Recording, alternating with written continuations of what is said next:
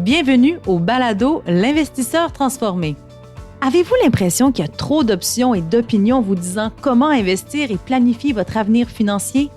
Grâce à son approche simple et directe, l'animateur Ruben Antoine de la firme Toulette Matthews et Associés vous guide à travers la complexité de l'industrie financière.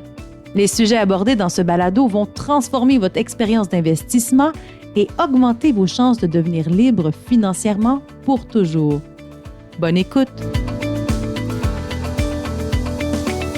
Bonjour, mon nom est Ruben Antoine, animateur du podcast L'Investisseur transformé, et je suis très heureux que ma chère co-animatrice et collègue Julie Desrosiers me rejoigne aujourd'hui pour le sujet qu'on va discuter.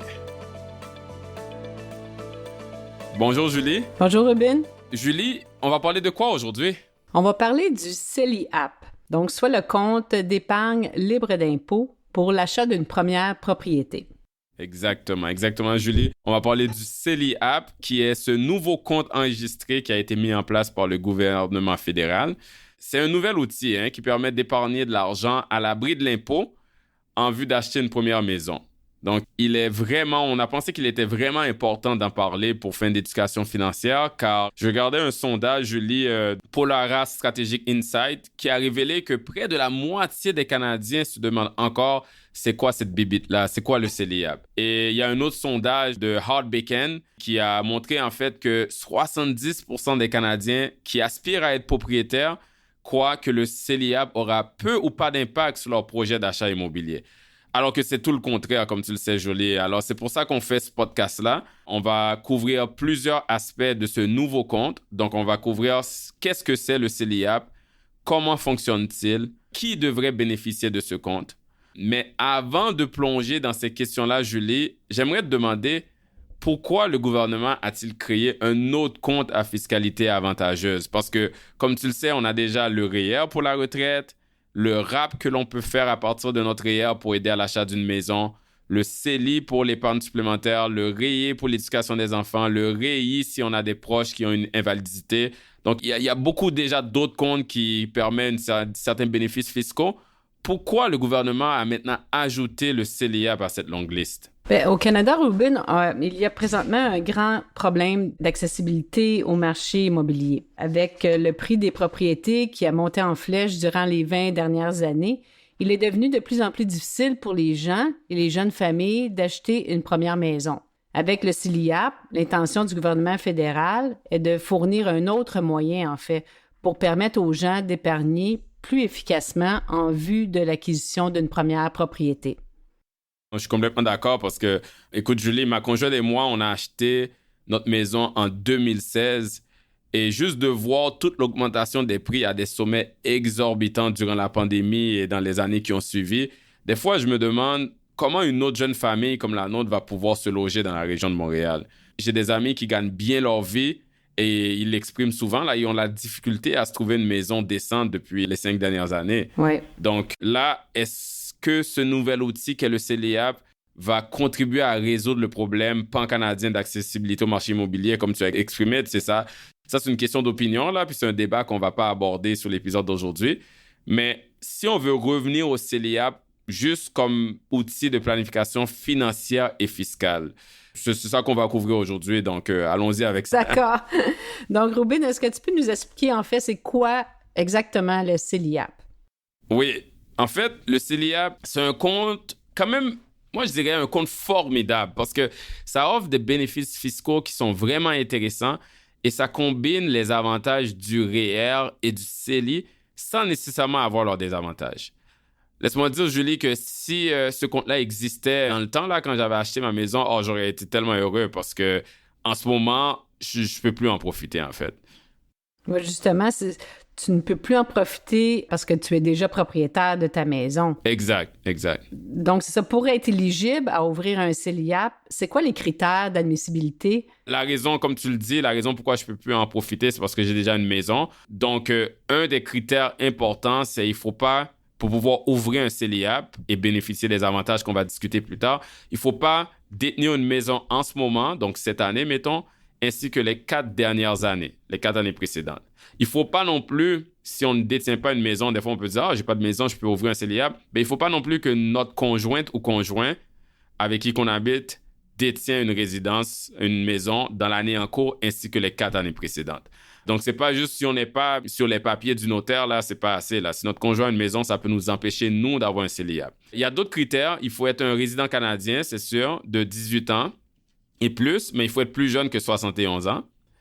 Et puis c'est pas mal ça. Donc, en gros, à part le fait, les critères d'âge et le fait de ne pas avoir une maison, en général, ça veut dire qu'il faut qu'on ait été un locataire. Un locataire durant 4 ans environ. Et puis, rendu là, on a accès au CELIAP. Je vais quand même ajouter 2 autres petites précisions parce que, veux ou pas, c'est quelque chose de nouveau. J'ai beaucoup de questions là-dessus.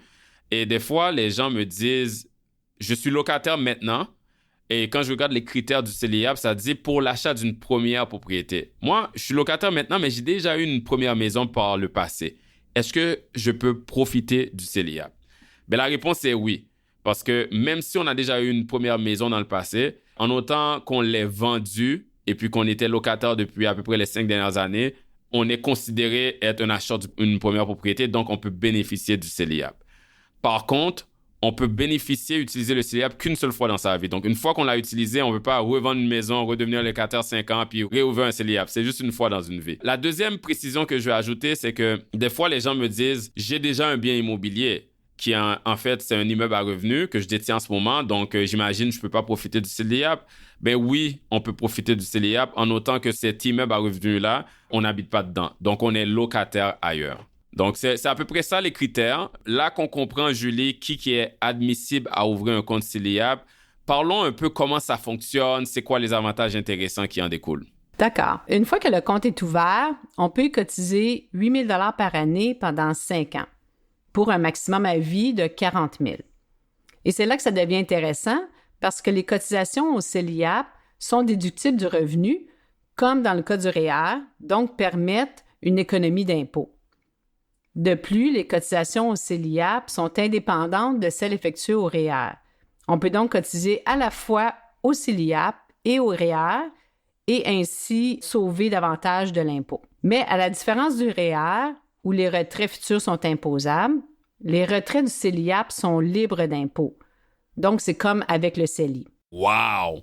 OK, c'est pour ça qu'on dit, Julie, que si, on va dire, le REER et le CELI se rencontrent dans un bar, ils tombent en amour et ils ont un enfant, ben le bébé, c'est le CELIAP. C'est ça. Non, c'est ça. Mais blague à part, il faut noter, par exemple, que, tu sais, Julie, tu as mentionné que les retraits du CELIAP sont libres d'impôt, mais si on retire l'argent du CELIAP à des fins autres que l'achat d'une maison, ben là, le gouvernement va qualifier ce retrait-là comme un revenu imposable. Donc, on va se faire taxer là-dessus. Donc, c'est important de dire qu'on ne peut pas utiliser l'argent du CELIAP pour aller en voyage, pour acheter une auto, payer des dettes, etc. Oui.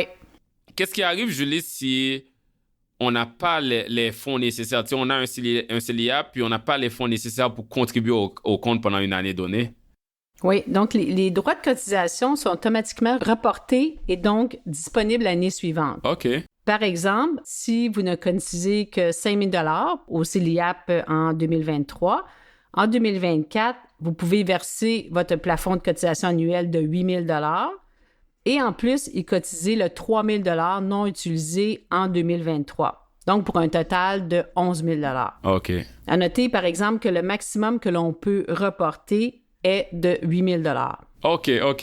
Mais ce qui est d'autant plus intéressant aussi, c'est que, disons qu'un couple réussit, Julie, à contribuer le 8 000 $ par année là, que tu as mentionné pendant 5 ans, donc jusqu'au maximum permis de 40 000. Oui. À 2, vu qu'on parle d'un couple, ça fait 80 000. Lors de l'achat de la maison, on a le droit d'utiliser le CELIAP en même temps que le RAP. Donc, pour ceux qui ne le savent pas, le RAP permet de faire des retraits de son propre REER de 35 000 par personne. Donc, si on parle d'un couple, on parle de 70 000. Donc, si on a le 80 000 du CELIAP pour le couple, plus le 70 000 qu'on rappe à partir de notre REER, ça fait un total de 150 000 de fonds ramassés à l'abri de l'impôt pour acheter une maison. Donc, c'est quand même intéressant. Et puis, si on assume en plus que l'argent qu'on cotisait au CELIAP, le 8 000 $ par année par personne, si on assume que c'était investi, puis on va dire qu'on utilise une hypothèse d'un taux de rendement de 7 % à l'abri de l'impôt, ben le compte aura une valeur combinée là, pour le couple de 98 000. Donc, quand on rajoute le RAP et tout, là, on parle de 168 000 qu'on aurait à mettre sur l'acquisition d'une maison après 5 ans. Donc, c'est quand même énorme, là. C'est vraiment intéressant. Oui, c'est une somme substantielle quand même. Exact. Il faut noter, par exemple, puis là, on n'arrête pas de dire il faut noter parce qu'il y a tellement de caractéristiques dans le CELIAP et c'est pour ça qu'on en parle. Lorsqu'on utilise le RAP, il faut le rembourser. C'est permis de retirer de l'argent du REER pour l'achat d'une maison, le fameux 35 000 par personne. Mais après, on va avoir 15 ans pour le remettre dans le REER, sinon on va se faire imposer une portion par année.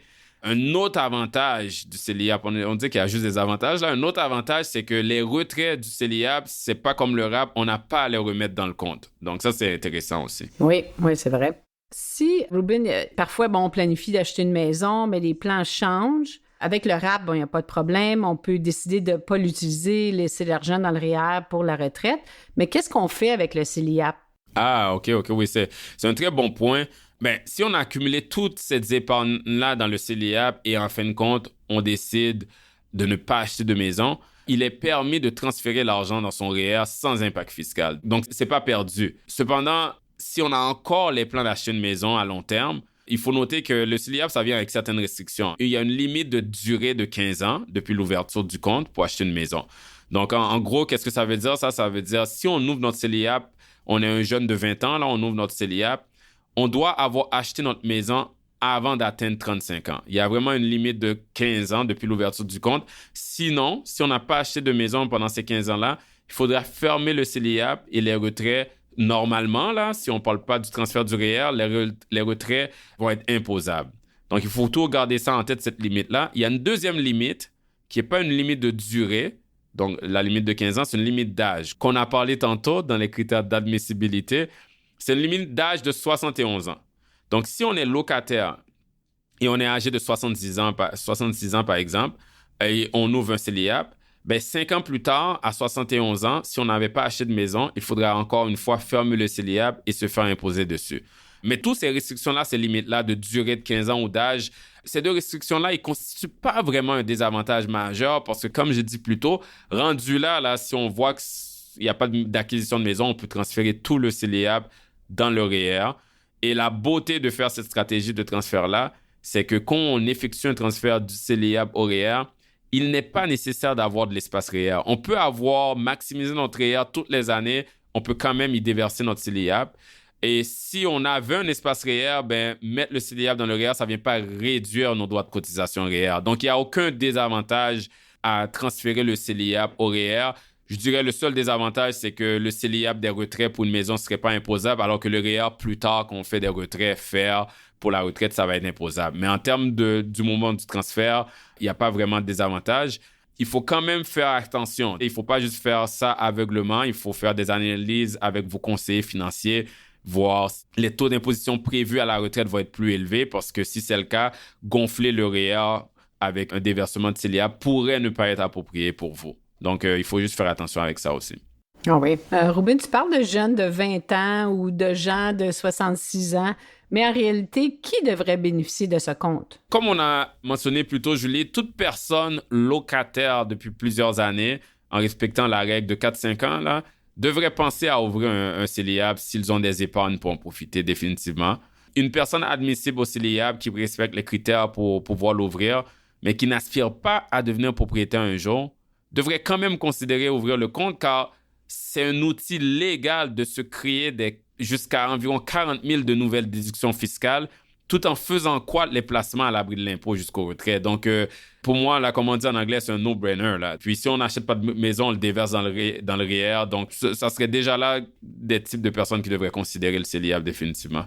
Oui. Et Ruben, je pense aussi que si les jeunes n'ont pas d'épargne supplémentaire pour déposer dans le CELIAP, ils auraient avantage, en fait, à retirer de leur CELI pour mettre le 8 000 dans le CELIAP annuellement, car tout retrait du CELI peut être rattrapé indéfiniment plus tard. Ah oui, je suis 100% d'accord avec toi. C'est une façon si on n'a pas d'argent supplémentaire, de transférer de l'argent d'un compte à un autre, mais de créer une déduction fiscale qui va nous ramener plus d'argent qu'on peut utiliser après pour remettre dans le CELI ou pour remettre dans le CELIAP encore une fois. Donc, c'est genre faire un effet de boule de neige de synergie fiscale. Donc, je suis complètement d'accord avec toi.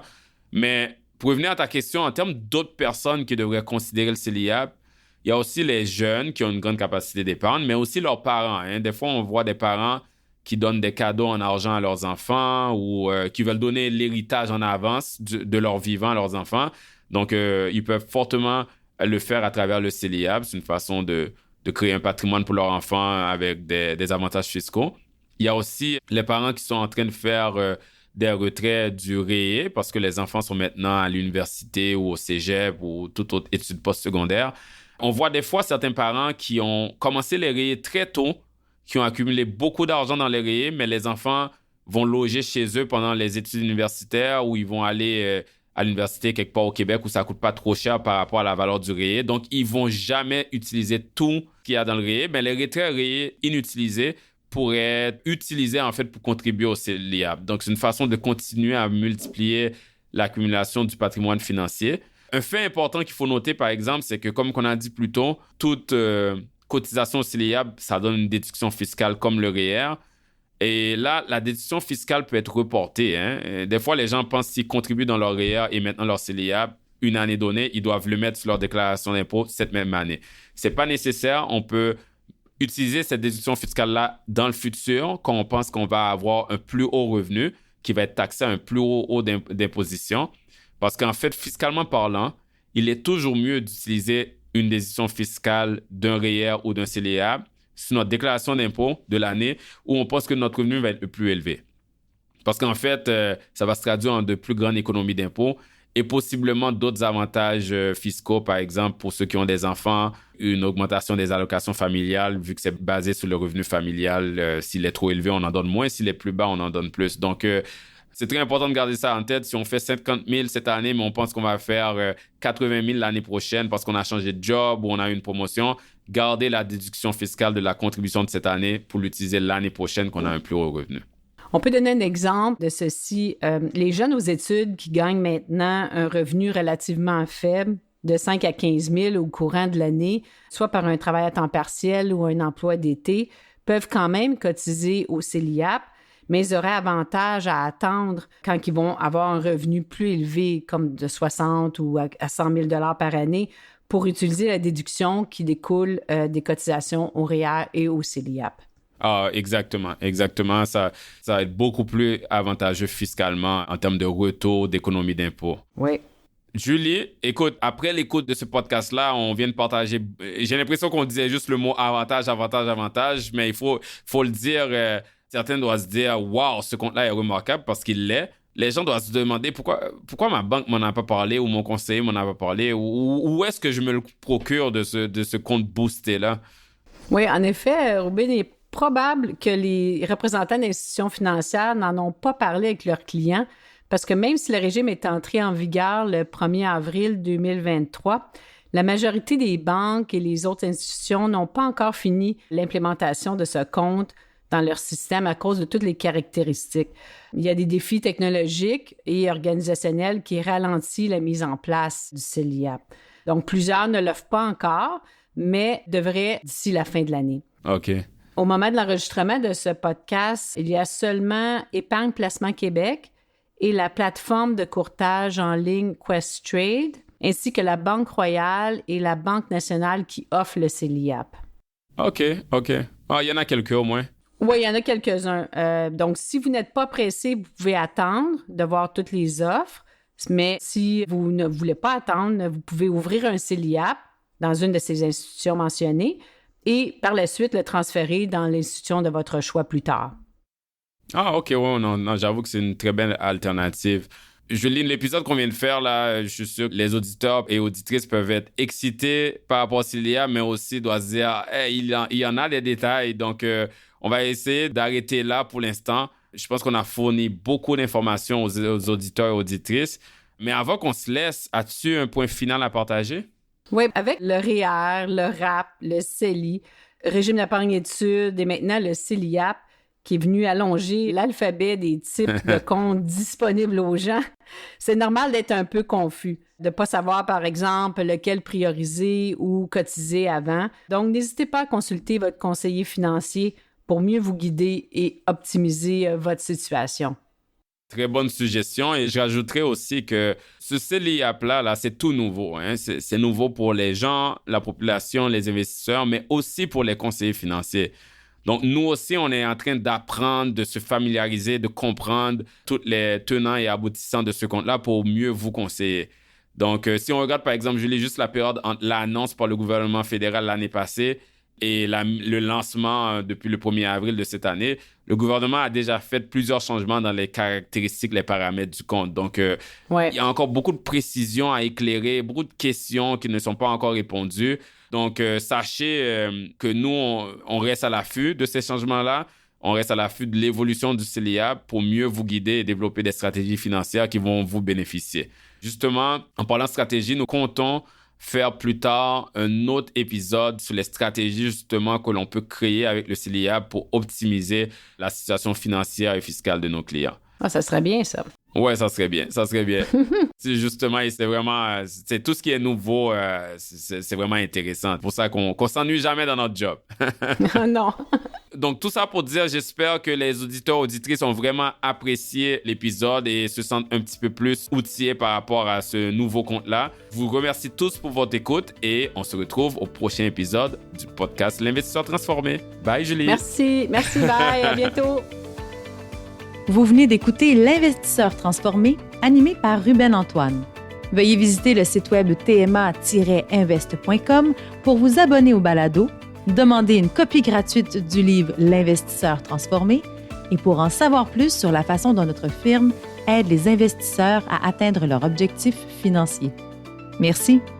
Les investissements et stratégies financières doivent être évalués en fonction de vos objectifs personnels. Les auditeurs doivent alors effectuer leurs propres recherches et consulter un conseiller dans le domaine avant de prendre des décisions sur leur placement et finances personnelles avec les informations fournies dans ce balado.